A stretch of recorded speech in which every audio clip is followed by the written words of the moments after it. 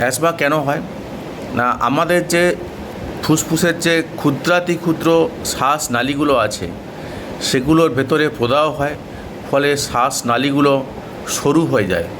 সরু হয়ে যাওয়ার ফলে কি হয়, আমাদের শ্বাস নিতে কষ্ট হয় এবং অনেকে দেখবেন বলে যে শ্বাস নেওয়ার সময় বাঁশির মতো কুঁই কুঁই করে বা সাঁই সাঁই করে শব্দ হচ্ছে। এটা কিন্তু অ্যাজমার একটা লক্ষণ। অ্যাজমা কতগুলো জিনিস থেকে বাড়াবাড়ি হতে পারে। যেমন ঠান্ডা লাগলে দেখবেন অ্যাজমা শীতকালে বেড়ে যায় বা হাঁপানি শীতকালে বেড়ে যায়।